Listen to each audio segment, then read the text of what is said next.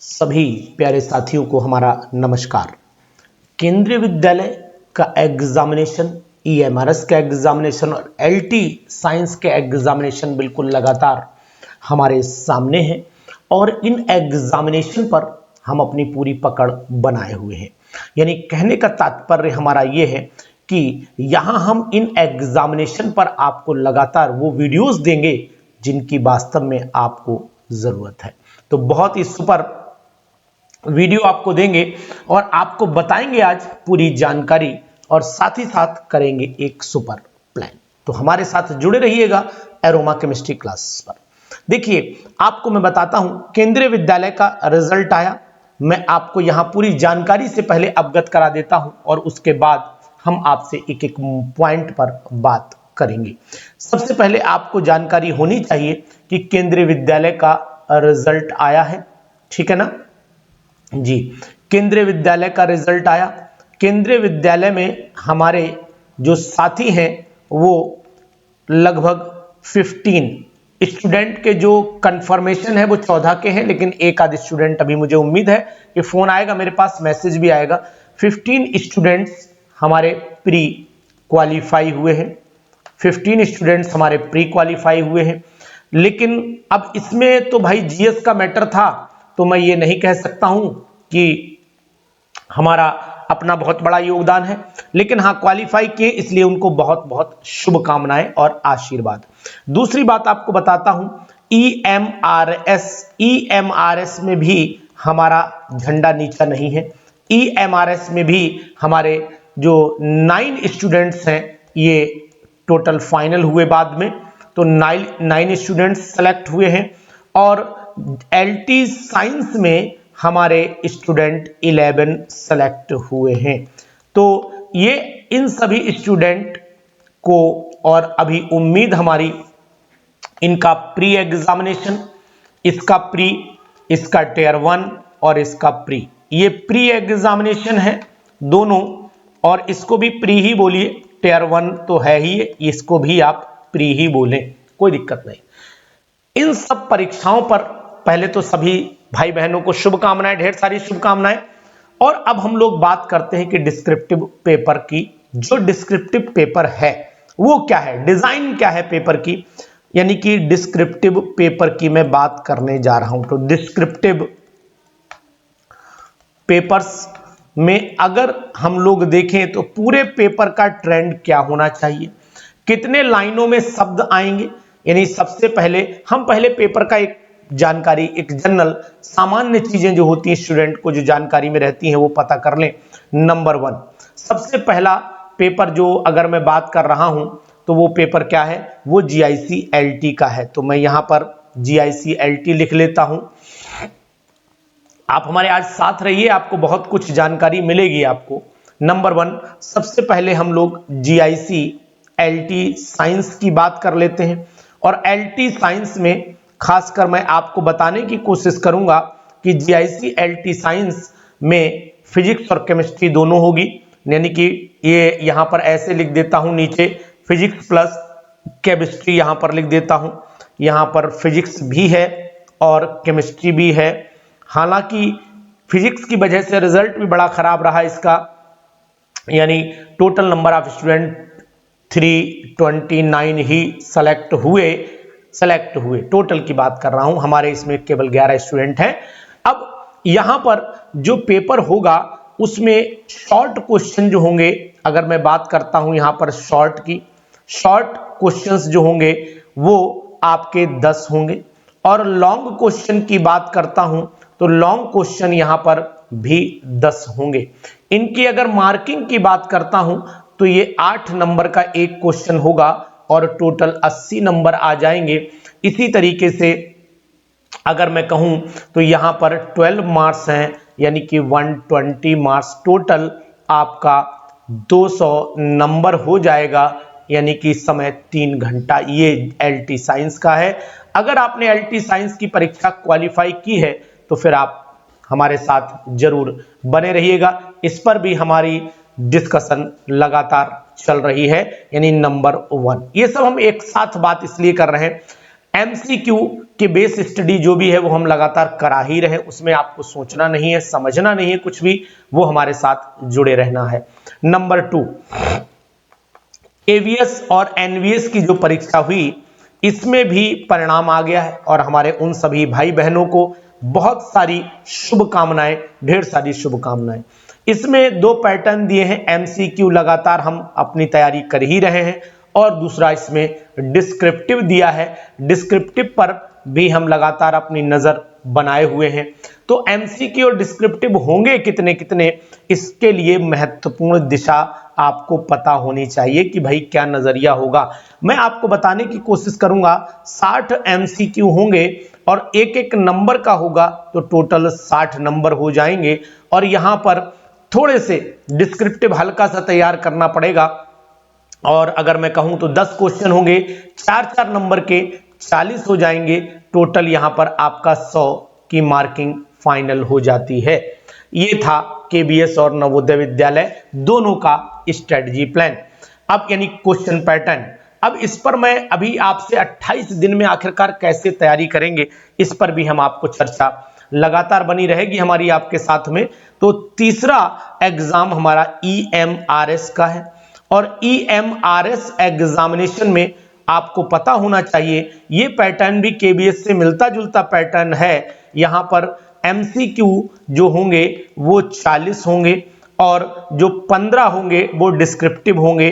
तो descriptive questions जो होंगे वो कितने होंगे, 15 होंगे।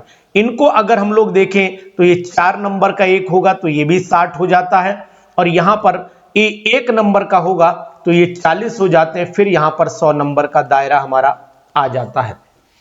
अब साथियों बहुत इंपॉर्टेंट हो जाती है हमारे लिए ये जानना कि आखिरकार 28 दिन हैं, हम कैसे तैयार करें। मैं आपको बहुत ही बेस्ट सलाह दूंगा।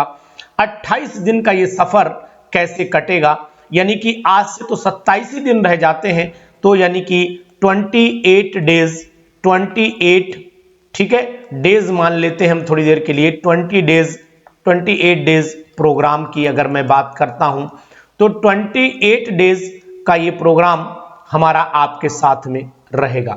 हम आपको समय देंगे, ऑब्जेक्टिव हम अपने कराते ही हैं। हमारे जो ऑब्जेक्टिव वाले बैचेस हैं उनमें नंबर 1 पर चलता है उद्देश्य लाइव बैच चलता है, उद्देश्य लाइव बैच चलता है, लाइव चलता है। यहां पर एमसीक्यू की बहुत बढ़िया प्रैक्टिस ऑलरेडी होती है और स्टैंडर्ड एमसीक्यू कराते हैं। नंबर 2 रिकॉर्डेड भी उद्देश्य है, रिकॉर्डेड भी उद्देश्य हमारा है ना, उद्देश्य बैच हमारा रिकॉर्डेड भी है, दोनों है। इन दोनों बैचेस में डिफरेंस यही है कि इसमें रिकॉर्डेड एमसीक्यू और इसमें आपके लाइव एमसीक्यू, ये दोनों में फर्क है। एनबीएस और केबीएस के बैचेस में ऑलरेडी एनबीएस और केबीएस के बैच हमने इसीलिए पहले ही लॉन्च कर दिए थे। इनमें भी हमारी डिटेल स्टडी है, एमसीक्यू है, इसमें भी लाइव भी है और रिकॉर्डेड भी है, रिकॉर्डेड भी है। इस बैच को आज हम मात्र आज जो वीडियो देखेगा उस स्टूडेंट को आज मैं पूरा ये बैच मात्र, क्योंकि अब एग्जामिनेशन का समय कम बचा है तो हम उसको ये बैच जो है वो मात्र 999 प्लस इंटरनेट चार्ज में आपको हम ये बैच प्रोवाइड करेंगे, जो नियरली लगभग मान के चलिएगा कि 1100 के आसपास बैठेगा। बहुत ही सुपर बैच होगा और बहुत ही बढ़िया तैयारी आपकी इसके अंदर हो जाएगी, ये तो अलग बात हो गई।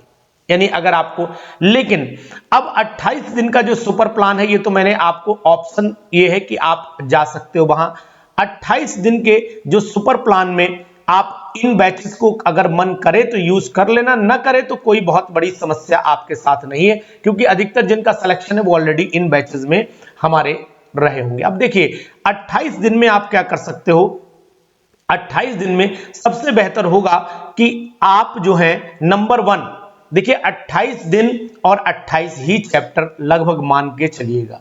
28 दिन है आपके पास में और लगभग अंदाज एक ऑन एन एवरेज की बात करता हूं तो 28 ही टॉपिक वाइज चैप्टर अगर मैं देखता हूं, टॉपिक्स का मतलब यहां चैप्टर से है, एक अंदर के टॉपिक से नहीं है। मैं चैप्टर की काउंटिंग यहां पर लगभग 28 कर देता हूं।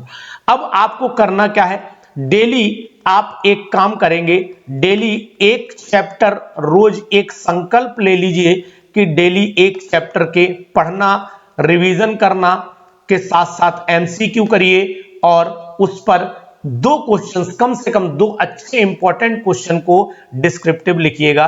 तो एमसीक्यू भी करने हैं और डिस्क्रिप्टिव जो है वो आपको लगभग 2 से लेकर के 3 क्वेश्चंस करने हैं। ये बात आप अपने अंदर समा लीजिए, डाल लीजिए डेली। तो अगर आप 28 दिन पर ये काम करते हैं, लेकिन डेली ये काम करने के बाद आप हर थर्ड डे, जो आपका थर्ड डे आए तैयारी का, उस थर्ड डे पर आप जरूर, बहुत इंपॉर्टेंट हो जाएगा कि स्पीड मेंटेन करने के लिए आप जरूर ये देखिएगा कि क्या हम 1 घंटे में 60 एमसीक्यू कर पा रहे हैं। यानी कि जो एमसीक्यू की जो स्पीड होनी चाहिए, स्पीड कितनी होनी चाहिए, वो स्पीड होनी चाहिए 1 एमसीक्यू पर मिनट की स्पीड जानी चाहिए, 1 एमसीक्यू पर मिनट की स्पीड। ये थर्ड डे पर चेक करते रहिए, आपका 28 दिन का बहुत बेहतरीन सफर कटेगा। डिस्क्रिप्टिव की अगर मैं बात करता हूं, सभी चाहे ईएमआरएस के साथ ही हो, ईएमआरएस के लिए तो 15 दिन बचेगा, एलटी साइंस के लिए भी कम दिन बच रहा है, लेकिन ये मार्च में एलटी साइंस का समय थोड़ा सा मिलेगा उसे। अब यहां पर मैं बात करूंगा, ऑन एन एवरेज लगभग सभी के पास बहुत कम ही समय बचा है। ये तो आप पैटर्न अपनाइए, 28 दिन में सुपर पैटर्न को फॉलो करिए, यानी एमसीक्यू डेली चैप्टर वाइज लगाइए, हमारे साथ जुड़ जाइए। हम आपको ये चैप्टर वाइज एमसीक्यू की सीरीज 1 तारीख से लगा देंगे और फटाफट आप इनको रिवाइज कर डालिए, जल्दी जल्दी रिवाइज कर डालिए, फटाफट बेहतरीन एमसीक्यू लगातार आप करिएगा। एमसीक्यू स्टैंडर्ड होने चाहिए, एमसीक्यू स्टैंडर्ड होने चाहिए, ये बात आप ध्यान दीजिए, स्टैंडर्ड हो। और एनसीईआरटी बेस्ड क्वेश्चन ज्यादा लगाइए, एनसीईआरटी बेस्ड क्वेश्चंस आप ज्यादा लगाएं, ज्यादा से ज्यादा लगाइए, ज्यादा से ज्यादा लगाइए, इस बात का आपको विशेष ध्यान रखना पड़ेगा। एनसीईआरटी पढ़ना कम है, ये कम पढ़िए, लेकिन एमसीक्यू ज्यादा लगाइए, पढ़िए कम, एमसीक्यू ज्यादा लगाइए, पढ़िए कम, एमसीक्यू ज्यादा लगाइए। ये पैटर्न आप फॉलो करिए, आपको निश्चित तौर पर सफलता मिलेगी। अब क्वेश्चन में एक जगह ये भी है कि अगर आप देखो तो यहां दिया है कि जो आपका वर्डिंग होनी चाहिए जीआईसी के लिए अगर वर्डिंग का एक क्राइटेरिया, वो चाहे किसी का भी हो, अगर डिस्क्रिप्टिव क्वेश्चन देखें तो डिस्क्रिप्टिव क्वेश्चन 125 वर्ड आपको लिखने रहते हैं। मैं आपको बताता हूं, यहां पर 125 वर्ड की बात करें तो ये कितनी लाइनों में लगभग आ जाते हैं, अगर आपकी राइटिंग, ठीक है, अगर आपकी राइटिंग बेहतरीन, सोबर, एक प्रॉपर राइटिंग है, तो 125 जो वर्ड होते हैं वो लगभग 8 से 10 लाइनों में आ जाएंगे कॉपी की। अब ये डिपेंड करता है कि कॉपी कैसी है, तो यहां पर मैं आपको लाइनों का भी नजरिया दिखा देता हूं, अपने अंदर पेज के अंदर लाइनों का भी नजरिया। ये मान लेते हैं मेरे पास में कॉपी की लाइंस दे रखी हैं, ये कॉपी की लाइंस दे रखी हैं। इन लाइनों पर अगर चलोगे तो यहां से मैं एक आपको कॉमन ये मान लेते हैं, मार्जिन है कॉपी की, यहां पर मार्जिन दिखा देता हूं, ये मार्जिन है। तो यहां से मैं चलता हूं तो एक वर्ड इतना बड़ा मान लेता हूं, कुछ वर्ड इतने बड़े भी होंगे, कुछ वर्ड इतने बड़े भी होंगे, कुछ वर्ड इतने बड़े भी होंगे, कुछ वर्ड इतना भी होगा, कुछ इतना भी होगा, कुछ इतना भी होगा। तो 1 2 3 4 5 6 7 और 8, ऑन एन एवरेज 8 से 10 वर्ड अगर मैं मानता हूं, तो ये मान के चलिएगा कि अगर मैंने 10 वर्ड भी मान लीजिए तो लगभग जो है वो 10 लाइनें में 100 वर्ड आ जाएंगे, कभी 12 भी आ जाते, कभी 13 भी आ जाते हैं। तो लगभग मैंने एक सुंदर राइटिंग से लिखोगे तो कभी, क्योंकि का को भी एक वर्ड गिना जाता है, लिए भी एक वर्ड गिना जाता है, ये सब वर्ड गिने जाते हैं, ठीक है। जैसे मुझे लिखना है केंद्रीय, सेंट्रल, तो एक वर्ड है, ठीक है, सेंट्रल, ऑफ भी एक वर्ड, तो छोटा बड़ा भी चलेगा।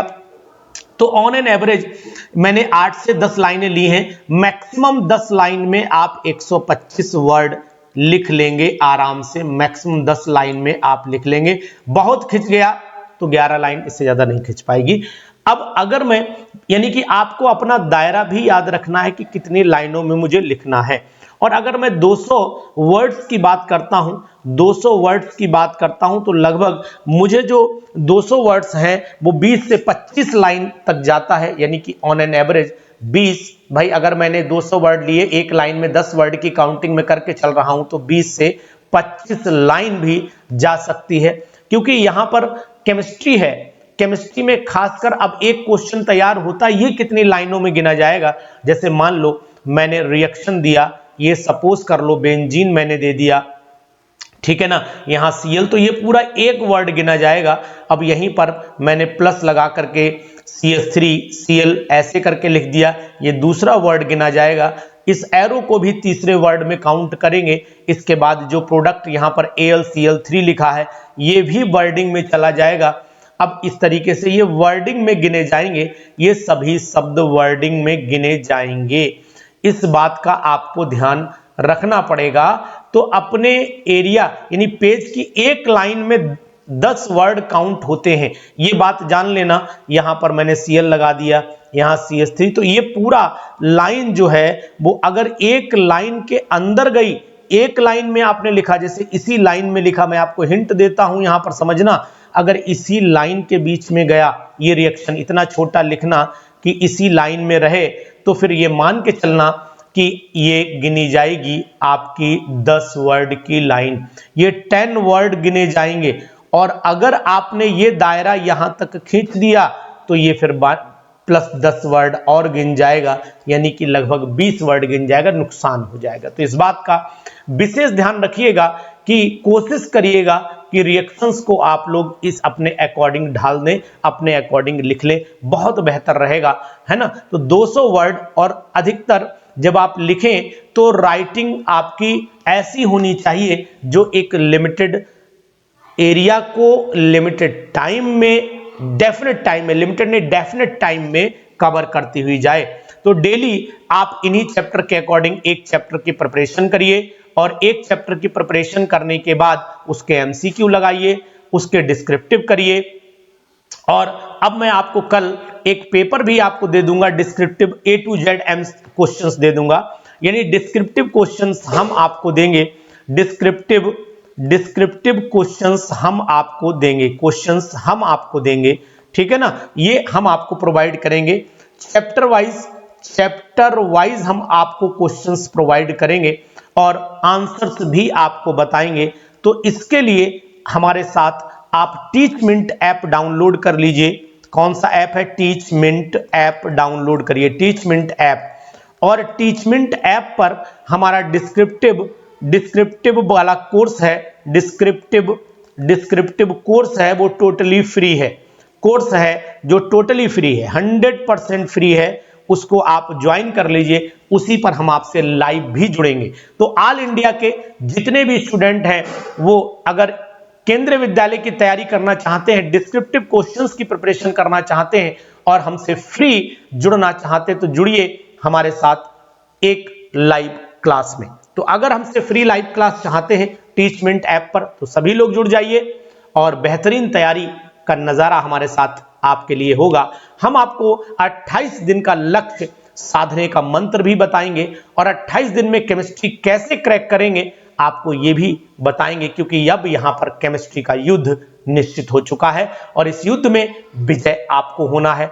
हमारे साथ जुड़िए, हम आपको निश्चित तौर से डेफिनेटली लिखना बताएंगे, हम आपको बताएंगे एमसीक्यू कैसे करने हैं। और अगर आप एमसीक्यू के लिए डिमांड करते हैं तो एमसीक्यू के लिए हमारे ये बैचेस हैं, इनमें से कोई भी यूज करिएगा।